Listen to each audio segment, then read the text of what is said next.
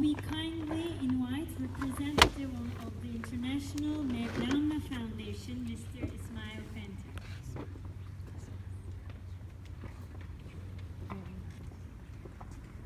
Bismillahirrahmanirrahim. Dearly Janos, Honorable Consulate, where are you? There you are, looking for you.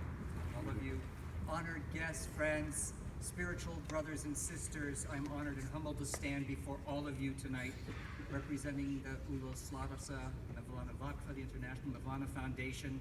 It's the Order of the Whirling Dervishes, some of you know, and to offer a few words of brotherhood and unity.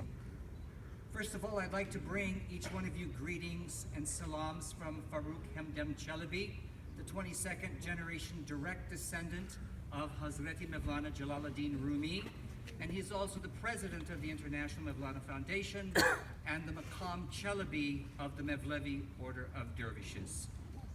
So if I may, let me begin by telling you a story. The first time I was in Konya, Turkey was for Sheb-i Arus. That's the time we remember and celebrate the passing away of Rumi in the month of December.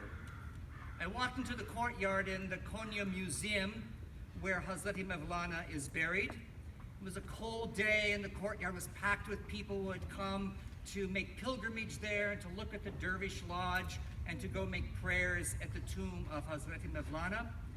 And no sooner had I walked into the courtyard, a microphone was stuck in my face and a young Iranian reporter from CNN International was asking me questions.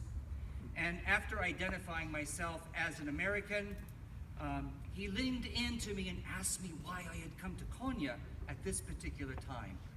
I paused for a moment and then responded, because I believe the words of Rumi have the power to bring peace to the world. Well, the reporter straightened up, backed up a bit, put the microphone at his side, told the camera operator to turn the camera off, then he looked at me and said, "I'm from Iran. Don't you know that we're enemies?" I looked at him and said, "Well, our countries may have problems, but to me, we are brothers." He smiled at me, gave me a big hug, and we spent the next several days together becoming friends. Isn't that the way that it really is? Borders and countries and politics want to get in the way of our seeing one another as brothers and sisters. And so often we let the labels distract us and get in the way of seeing how we really are to each other. The label says that you're this and I'm this, and so we're different. We know the brain's got tendencies left over from its very, very early days to categorize people and things so it knows what's dangerous and what's not, what's a friend, what's not. And maybe our brain hasn't caught up with culture yet in society.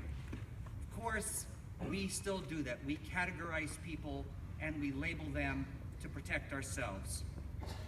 Well, Rumi says in the first volume of his Masnavi, he says, Dar Rahem, in the womb it is not evident whether a Hindu or a Turk it is.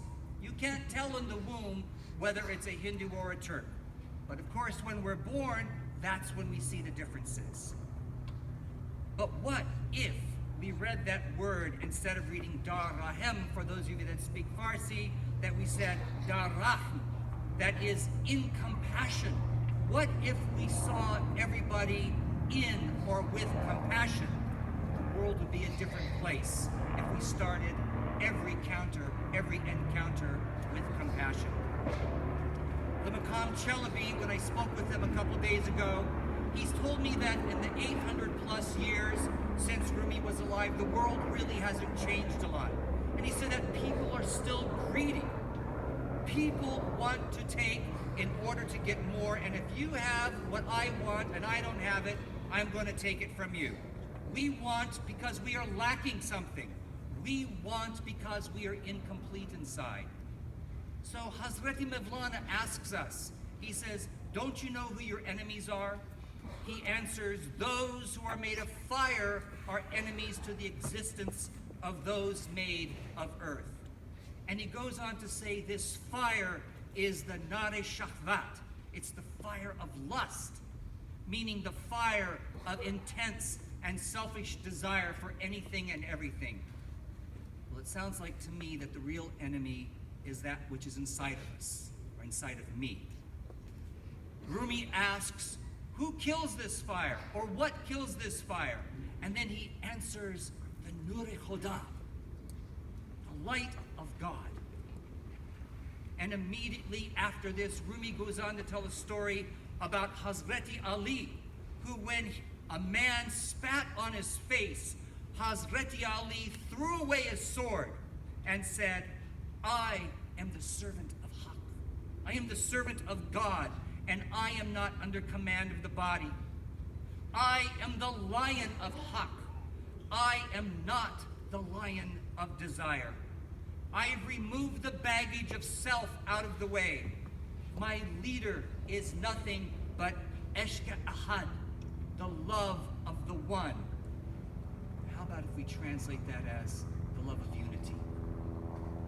If you know the story, that's what Rumi's talking about when he tells the story of the friend who comes to the door, and when asked who's there, he says, it's me, only to learn that he had to go away. That wasn't the right answer. And he burned from separation for a while and came back and learned the correct answer, because it's not me, it's you. You are the answer. So here we are this evening, enjoying the company of each other. And it's likely that none of us brought any swords into this gathering. We're going to eat together, we're going to talk together, and God willing, pray together. But when we leave this gathering, what is our task? What is the work we are called to do? What's the message for us to bring to our congregants, our students, our friends, and those strangers that we encounter? Laylatul Qadr, the night we remember the beginning of the revelation of the Quran to Muhammad sallallahu alaihi wasallam, is just days away. It's also a time when Jews are counting the Omer in preparation for the holiday of Shavuot, the receiving of the Torah. It's the time when Christians are still living in the glow of Easter and waiting for Pentecost to come. This is truly an auspicious time for us to be together.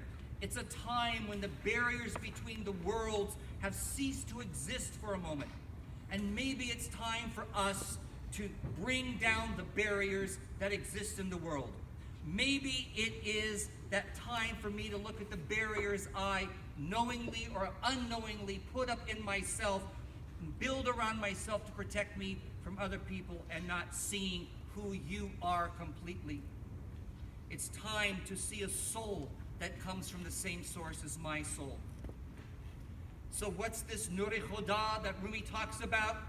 I think humbly it's the light of God that he says. It's the love of God. It's written on Rumi's tomb. When you walk into it, it says, Kabat al-Oshak Bashar in Maqam, Har ke nakes omad inja shod tamam.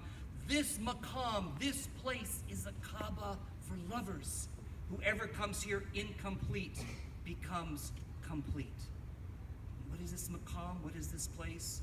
Don't be distracted and think it's a building made of wood and mortar. Rumi tells us later on in another part of his writings, he says, circle the Kaaba of your heart, if you have a heart, because the heart is the true Kaaba. To a world filled with anger, greed, hatred, and prejudice, let's bring a message of compassion, light, and love, so that the whole of humanity might find healing and wholeness and peace. May there be no more swords of war, but only swords of love that clear away a path to the true Kaaba, and let the light and love of God shine through each one of us. When we sit together here for iftar as brothers and sisters, let's remember that Rumi writes that this is a generous feast that is far better than eating cabbage soup. And afterwards, stand up with me. Circle together, my brothers and sisters, this place, this Kaaba of the heart.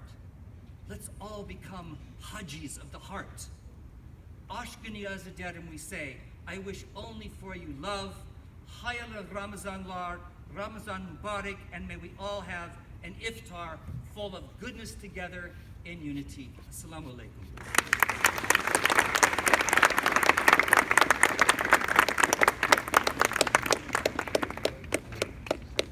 And now we kindly invite